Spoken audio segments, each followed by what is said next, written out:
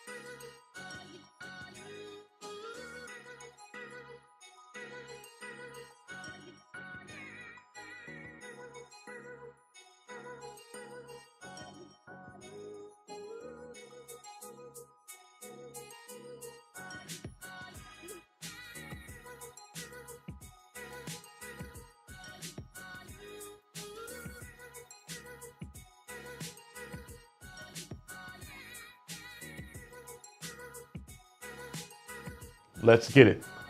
We'll also take a moment to talk about the overwhelming feeling that when you come to Florida, love is in the air. As well as a personal favorite, which is any and all things nerddom, with a review of Fixin' and Post Scene 38 Reimagined. And later, a tribute that we shouldn't have, but in the United States happens all too often. A Marin County man is under arrest for assaulting his girlfriend. The county sheriff says he slapped her in the face with a cheeseburger, but that was just the start of it. Now, I'm not one for a food fight, but this Florida-centric story was just too mouth-watering to let go. I'm done. Seriously, I'm done. We can go on. Being a child of the 80s and 90s, it was common to throw around phrases like money's gotta be the shoes, which we all knew was a marketing ploy to sell shoes. The shoes didn't make you better. They didn't make you Michael Jordan. And once on the basketball court, we also knew it was commonplace to play a friendly game of shirts versus skins, where one side took off their shirts so as to differentiate from the team, which wasn't theirs. But it seems that one such Florida man took it further, foregoing the shoes and really letting loose on the skins. Because as he said it enhances his performance. Now listen, I'm an unabashed, card-carrying liberal, open to new ideas, ways of thinking, and train of thought. But that ain't one of them. Moving on. It is that time in Florida again when we transition from one season to another. Contrary to the belief of many who think that we don't have seasons in Florida, we do. For example, who hasn't heard of hurricane season? Which is that special time of year when far-flung parts of the world hold their breath and wonder as Mother Nature's destructive power bombards the state. Honey, will the park refund our tickets since we're 7 days out? There's also the cooler fall season in Florida, known as the Festival of Dionysus, or Food and Wine Festival.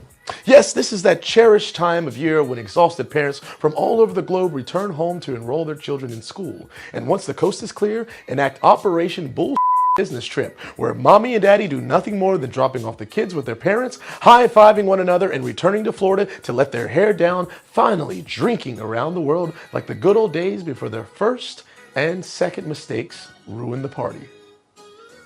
Moving on. Once Mother Nature and her wintry embrace finally reach Florida's endless sands, this beautiful sunshine state, our beloved what the f states must celebrate. No, not with snow, not with the bell toll, but rather a good hard thud. As innocent bystanders, drivers, and children are pelted with evasive species number 238, rigor mortis-like frozen falling iguanas. Look, in the sky. It's a bird. It's a plane. Nah, bro, that's a fucking iguana. Winter in Florida is here. And although fleeting, we know the Sunshine State will return to her world-renowned grandeur as the temperatures rise and we begin our slow descent through the fifth gate of hell, which in biblical times was welcomed with nothing short of sheep's blood on the doorstep, famine, and locusts. But in Florida, looks like this.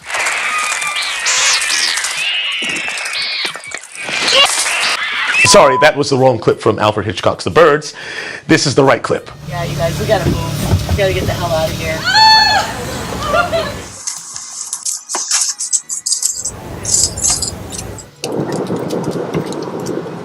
Look at that. These pesky LoveBugs are taking over our state. All right, folks, this is LoveBug season in Florida. Honey, you see some LoveBugs?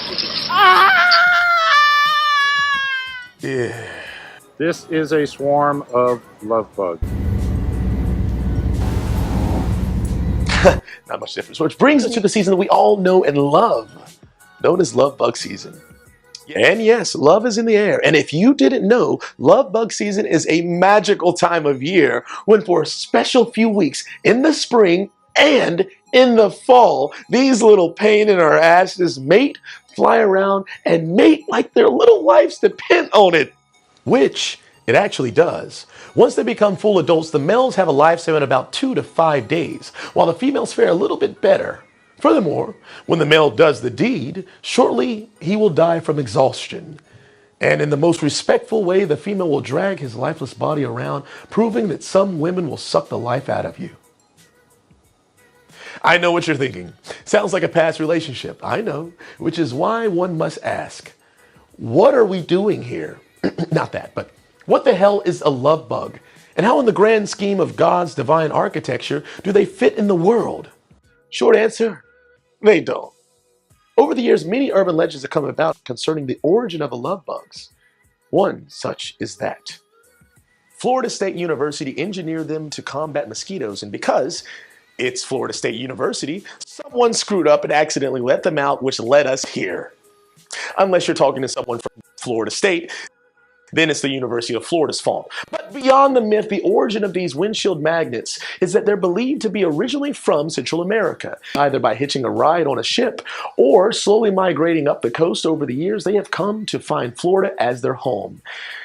Preferably because they like living in damp and humid places, which makes a lot of sense. Which makes someone wonder, what is their purpose here? Nothing. Unfortunately, their bodies, if left on cars, can eat away paint due to their acidic chemical makeup. So make sure you wash them off soon, unless you want to look like that guy. Also, one larva can lay as many as 350 eggs, so rest assured, they'll be back.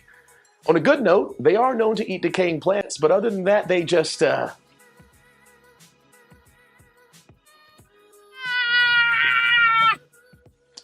I'm trying here, folks. So in closing, a few things to recap. Unless you have moves like Jagger, an unlimited car wash membership, or the ability to postpone your Florida trip a few weeks, you should get used to the idea that this will be part of your stay here in sunny Florida. Moving on, now to a truly fantastic moment. Earlier this month, an incredible gem was bestowed upon all of us true fans of Star Wars nerddom, courtesy of the powerhouse production company that up until a few days ago, I had no clue existed, but now is a frequently talked about name in geekdom circles. I'm talking about no other than Fix It in Post. An unassuming name till you see what they were capable of creating without, and I repeat, without an insane multi-million-dollar budget. Being posted only May 8th, a few days after May the 4th, and already racking up no less than 6.5 million hits, Fix It in Post has done nothing short of providing a tour de force with the ability to turn all of us grown-ass, degree-slinging, bill-paying nerd men into something like this.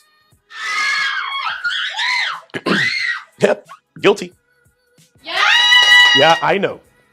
Now, the reason for their work was to reimagine, as their title says, how the first movie of Star Wars A New Hope's battle between Obi-Wan and Darth Vader would have gone had we seen the combat on the same level as Rogue One, which, if you're keeping up with the storyline, happened shortly before. Now, let's remember, A New Hope was shot back in 1977, before many things were created, including myself. But as a result of the lack of cutting-edge technology and a young George Lucas's budget shortfalls, an infant-like special effects industry, and let's not forget, Obi-Wan actor Alec Guinness being the ripe age of 66, the fights that we've come to expect from the Star Wars franchise when compared with their predecessors left something, yeah, to be yearned for. Now, lightspeed forward to our present day and age where legit companies like Fix-It and Post can reimagine on a scale larger something we all wish was possible long, long ago, but until now seems to be from a galaxy much, much closer, more tense, action-packed, and adrenaline-filled. But enough from me. Now let's check out Scene 38, Reimagined by Fix-It and Post. Take it away, guys.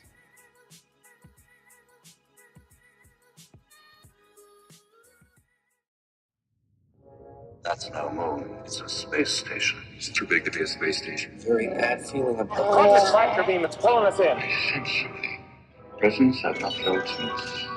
He says he's found the main controls to the power beam that's holding the Let's ship go here. along. I want to go Your with you. destiny lies along a different path. Force will be with you always. Obi-Wan is here. I must face him alone.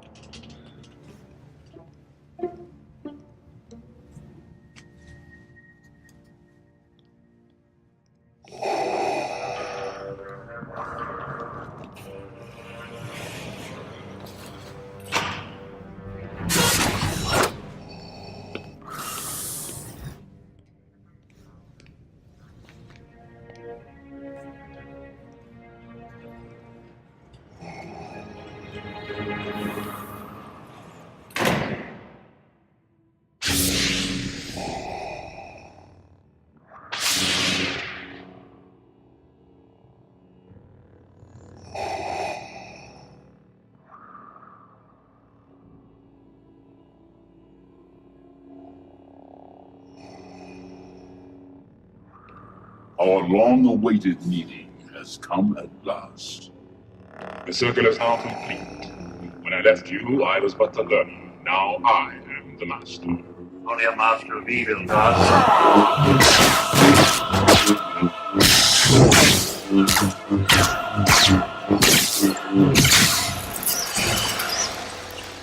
Your powers are weak with my hands. You can't win, Darth.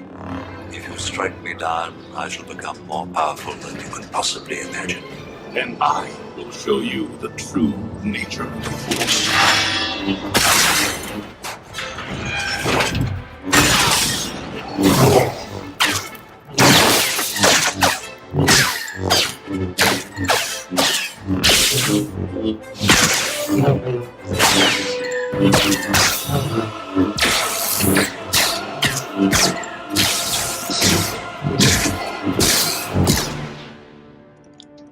There she is. C-3PO, you copy? Yes, sir. Are you safe? For the moment. We're in the main hangar across the ship. Nice, come on. It's them. Laptop. Get back. Where are you going? Certainly has courage. Good will it do us if he gets himself killed? Come on.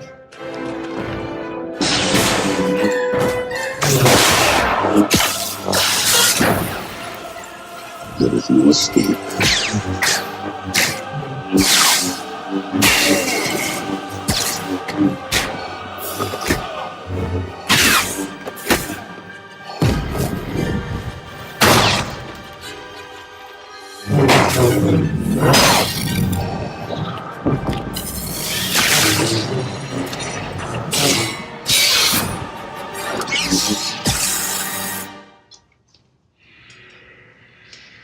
Didn't we just leave this party? Oh. What kept you? We are running some old friends. Is the ship all right? Seems okay if we can get to it. Just hope the old man got the tractor beam out of commission.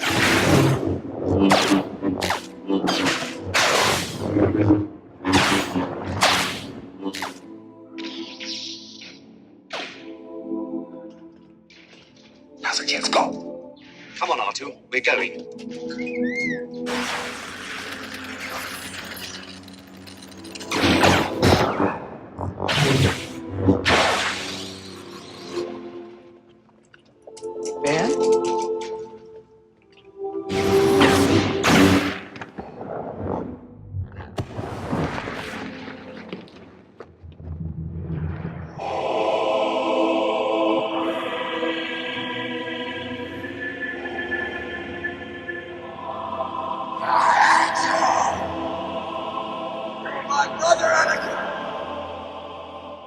Now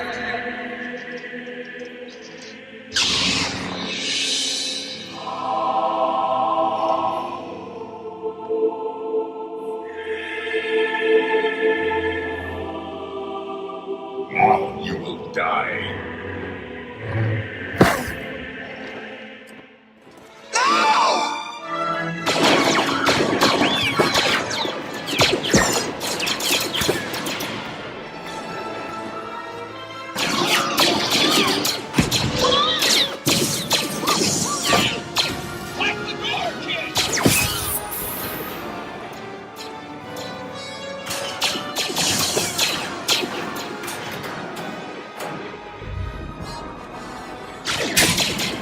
Run, through, run.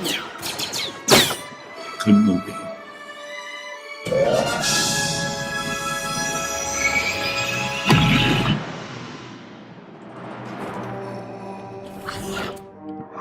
You were the chosen one.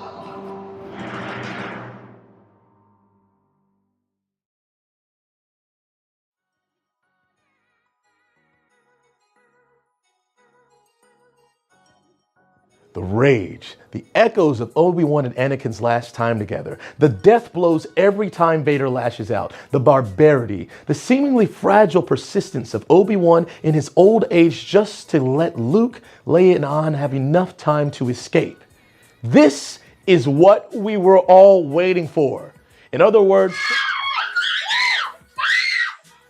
yeah, I know what you're thinking. Fix It in Post delivered something that, although began somewhere around December 22nd, 2017, has surpassed any and all expectations that I personally have had, being a card-carrying nerd. So, to Fix It in Post, job well done.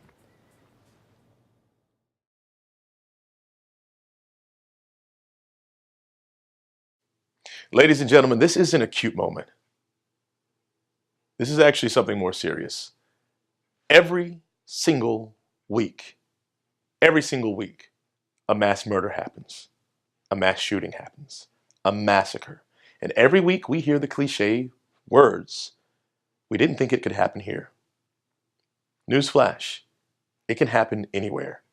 I could finish recording this right now, go over to the mall, and be the victim. Or your mom, or your sister, or your child. I understand amendments. I understand rights. But you know what? I also understand what a well-regulated militia is. Common sense means we use our mind to make things better, not worse. And the definition of insanity is repeating the same thing over and expecting a different outcome. Be a voice, stand up for something. We need to stop this madness. And yes, I think that we should go into gun reform. A moment of silence to those that pass too soon.